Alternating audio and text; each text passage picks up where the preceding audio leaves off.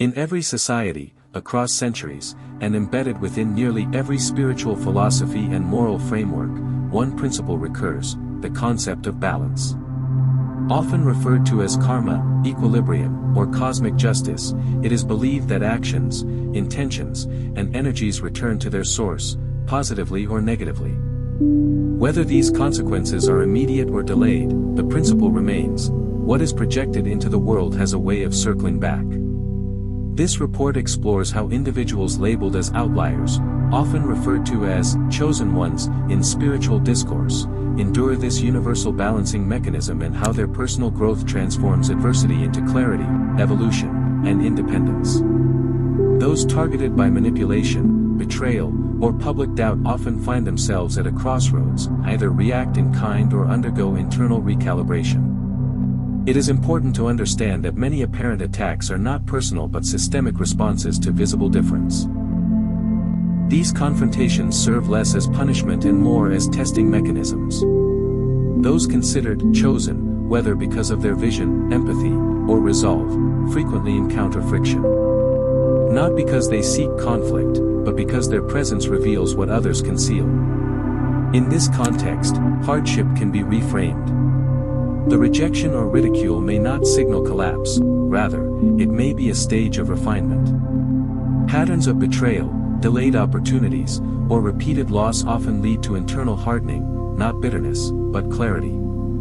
These circumstances reveal not only who is trustworthy but also expose the fragility of external validation. Most significantly, those who survive such periods are rarely unchanged.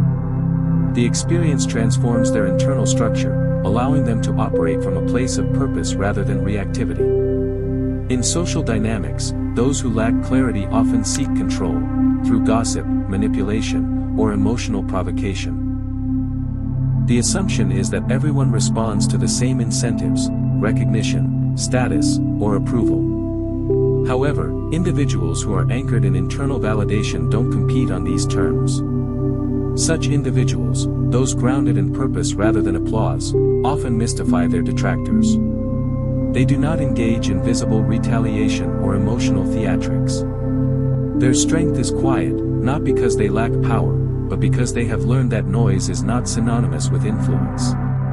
In a world driven by performance and perception, detachment from external validation is often misunderstood. It is perceived as arrogance or coldness, but in reality, it is resilience rooted in stability. They do not seek trophies, they seek alignment. As a result, those watching from the outside interpret their calmness as unshakable, because it is.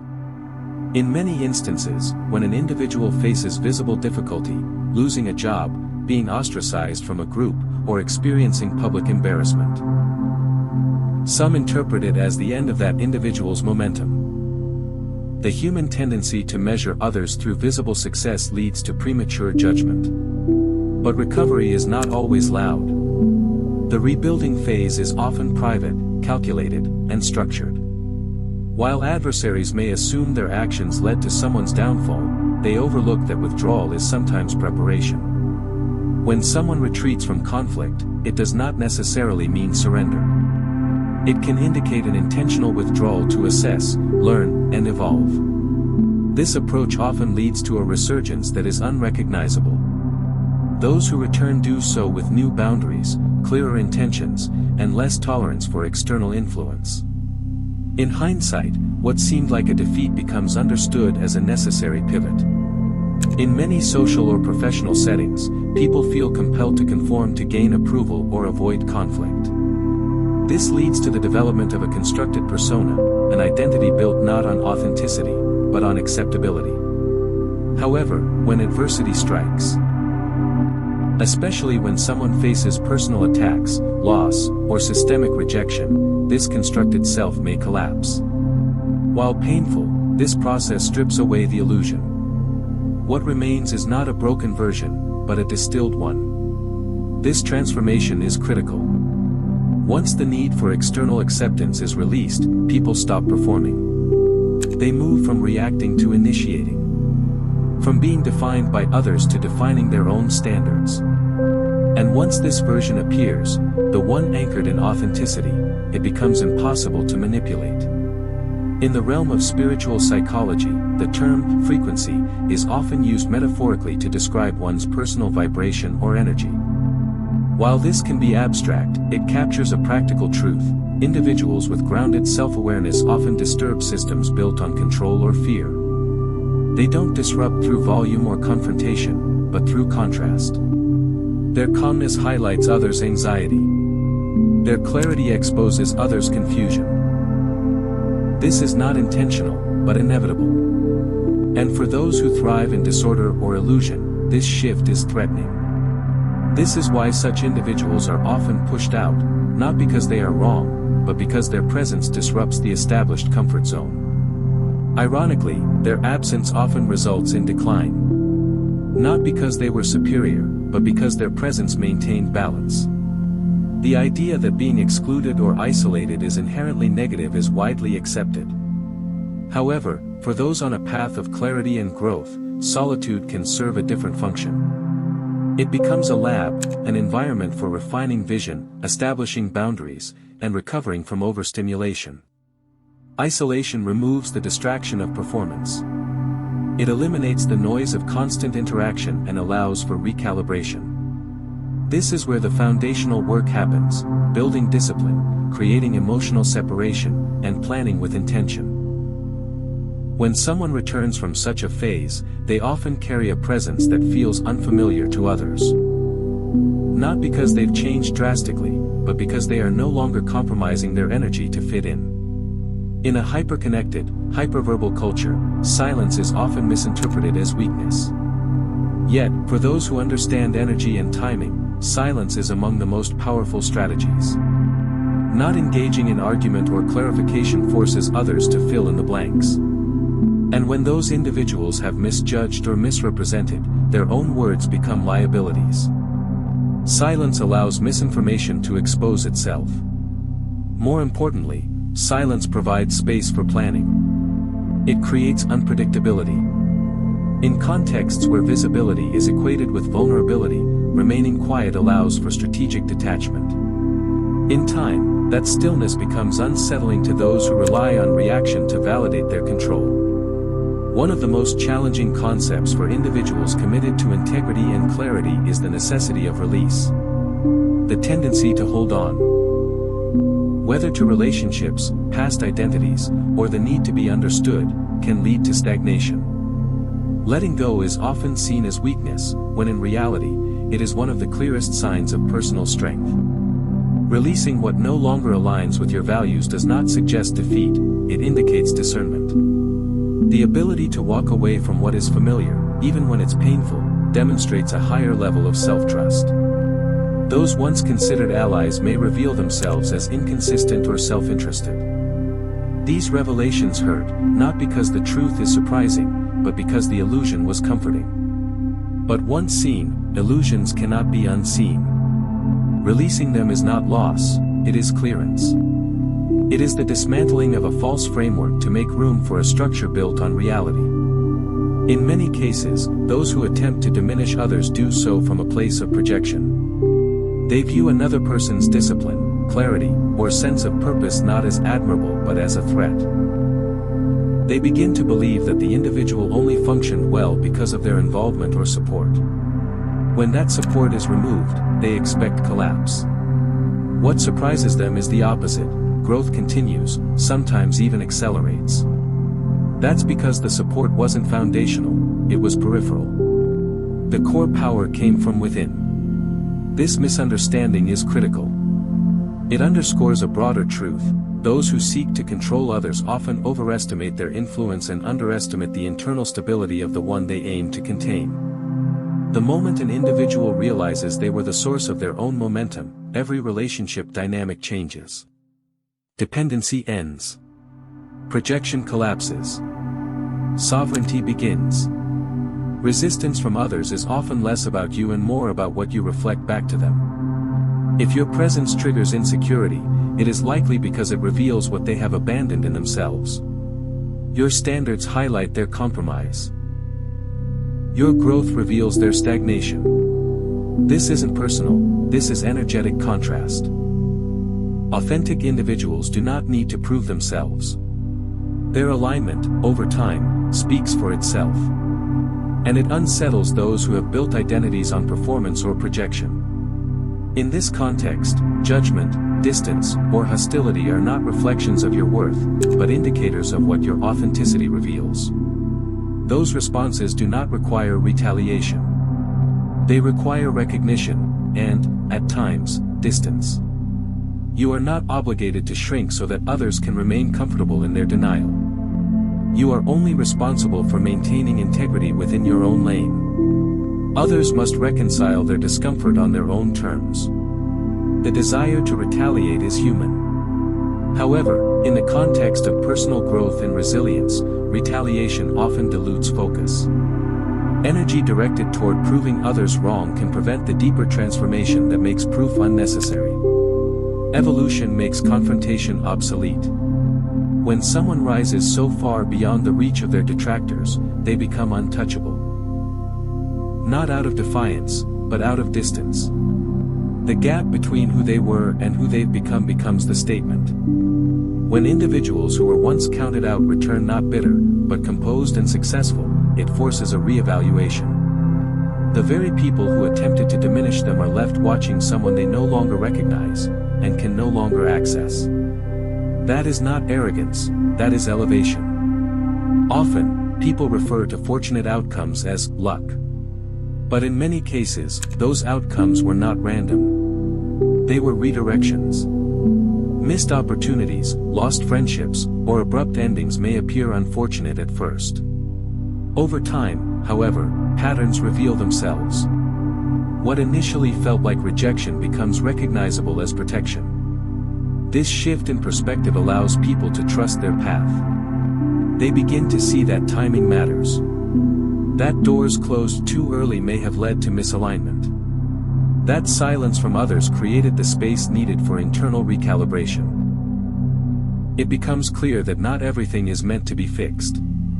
Some things are meant to be removed so that what is sustainable can remain. In that realization, luck transforms into strategy, an invisible one, but a strategy nonetheless. Extended periods of silence are often mistaken for disconnection or failure. Yet, for individuals committed to growth, solitude is where they refine their vision. It is where distraction fades, and focus sharpens.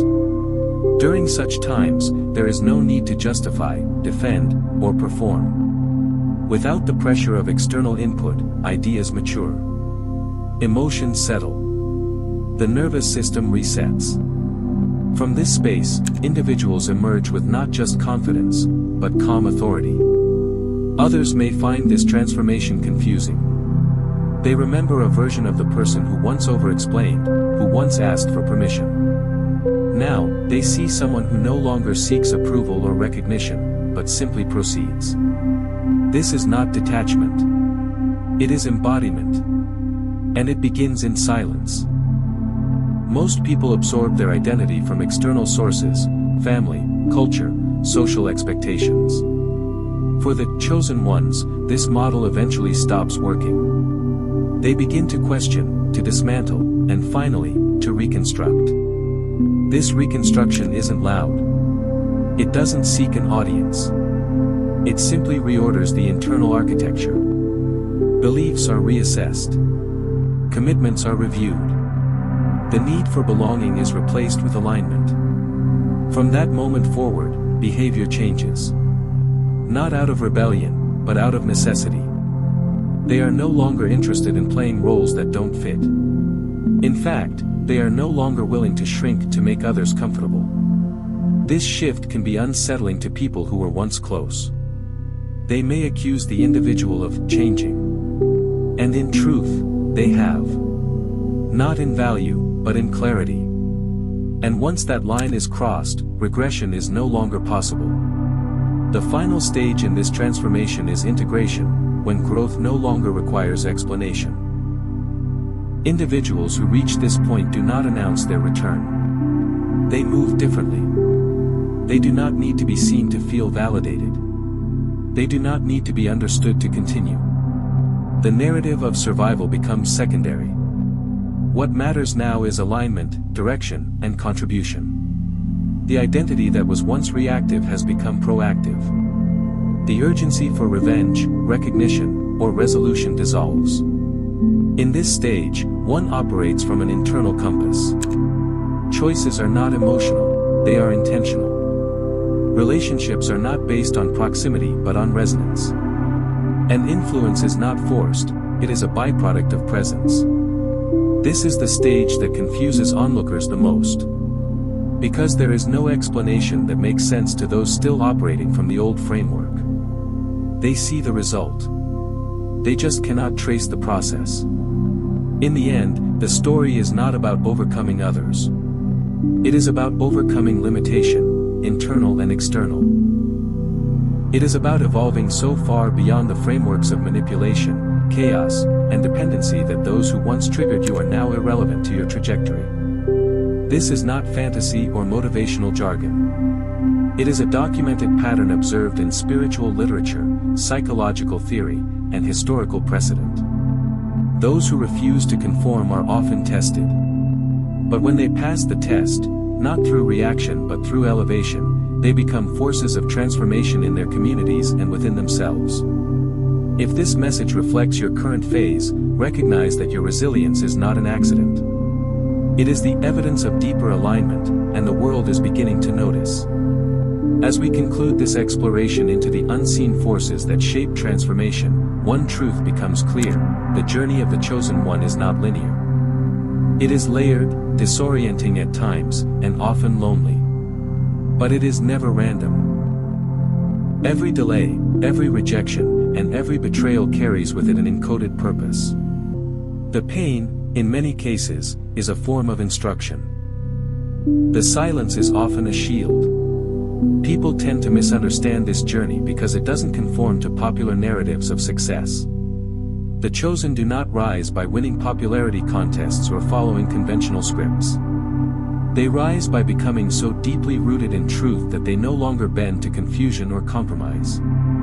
The very tactics used to suppress them, gossip, isolation, manipulation, become the forces that refine their vision. To observers, the transformation is confusing.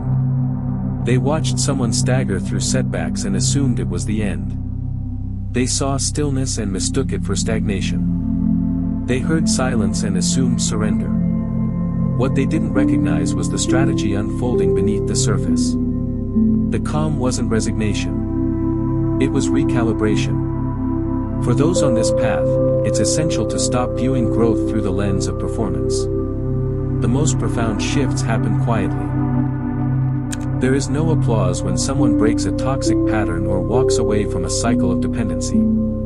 There are no headlines when you choose clarity over validation or healing over revenge. Yet these choices, made in silence, are the turning points of a new identity. Those who doubted you may never offer acknowledgement. That's not your burden to carry.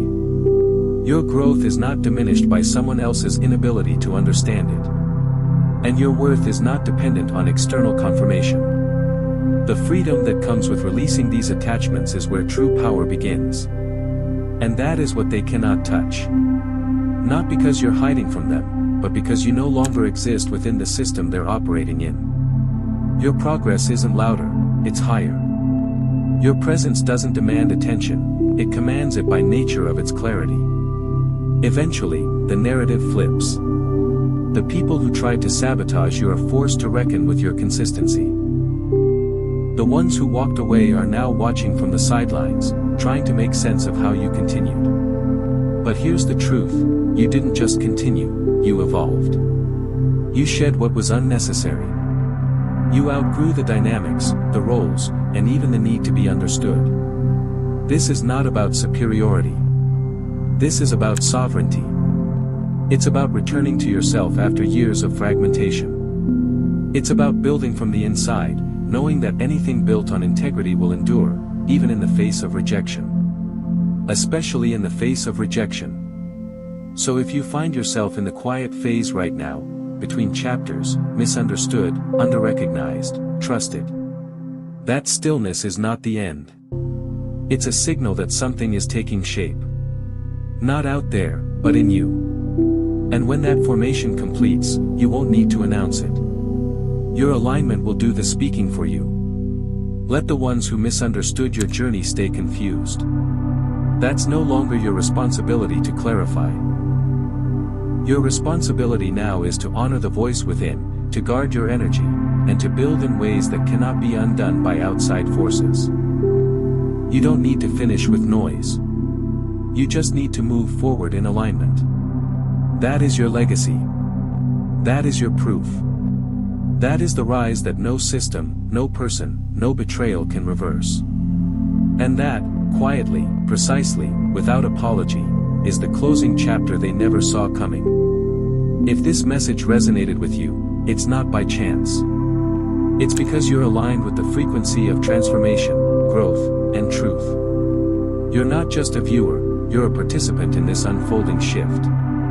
And your presence here confirms what deep down, you've always sensed: you're not like the rest. You weren't built to fit in. You were designed to stand out, and now, to rise. So here's what comes next. If you're ready to stop shrinking for the comfort of others, if you're done second-guessing your power just to stay accepted in rooms that were never built for your expansion, if you've decided that your silence was never a weakness, it was your strategy, then this space is for you. Hit that like button not just for algorithmic reach, but to energetically affirm that you are no longer hiding. Subscribe to this channel to stay tapped into messages that are designed not to entertain you, but to align you. This isn't noise. This is signal. This is truth without performance. Insight without fluff. And finally, drop 77 in the comments. That's not just a number. It's a mark of clarity. A symbol that you're part of the few who are not just awake, but walking in that awareness every day. Let others find you. Let your voice join the frequency of the chosen who aren't here to follow trends but to reset them. Remember, we don't grow by screaming our worth. We grow by living it without compromise. This space is built for that. For those who are done apologizing for their intuition, their discipline, their empathy, their edge. If that's you, then stay close, because the next message, the next shift, the next breakthrough, it's already on the way. You weren't just meant to survive what happened. You were born to rise because of it. So don't just watch. Engage. Connect. Lead. We'll see you in the next one.